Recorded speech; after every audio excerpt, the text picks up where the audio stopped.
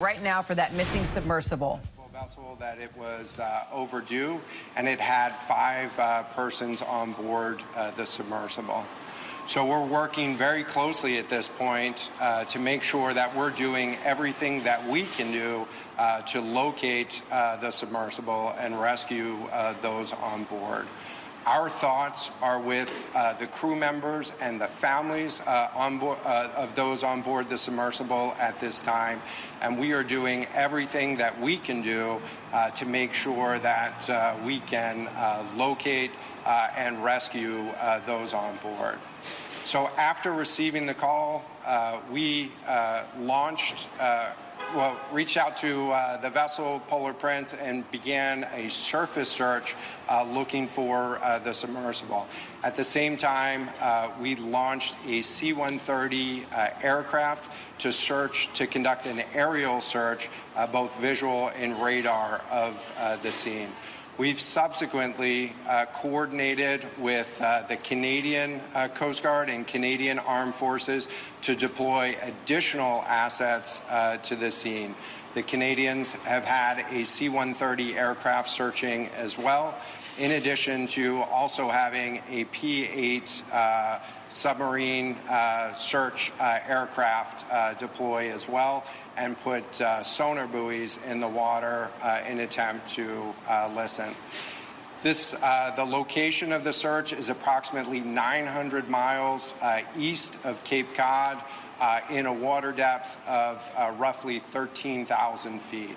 It is a remote area, and it is a challenge to conduct a search in that remote area, but we are deploying all available assets to make sure that we can locate the craft and rescue the people on board. Going into this evening, we will continue to fly aircraft and move additional vessels into the area. In this remote part of our search and rescue responsibility, oftentimes we rely on commercial operators to be the first vessels on scene, and so we've been in touch with additional commercial vessels that are operating in the area, as well as initiating the movement of additional Canadian Coast Guard assets and U.S. Coast Guard surface asset into the area over the course of the next couple of days. Adding to the complexity of this case is the fact that this was a submersible vessel, and so we need to make sure that we're looking both on the surface for the vessel if it had surfaced back to the water, but had somehow lost communications with the vessel, and that's what the aircraft and the surface search vessel is allowing us to do right now. But we're also having to search in the water column, and we're doing that right now with the use of sonar buoys and sonar on the ship that's out there to listen for any sounds that we can detect in the water column.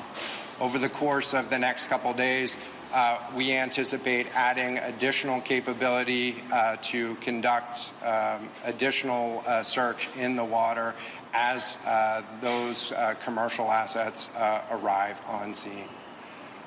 Again, our thoughts are with the families and the crew members on board the submersible, and we're working very closely with all U.S. and international partners to provide any capability that we can provide to search for the overdue vessel and rescue the crew members on board.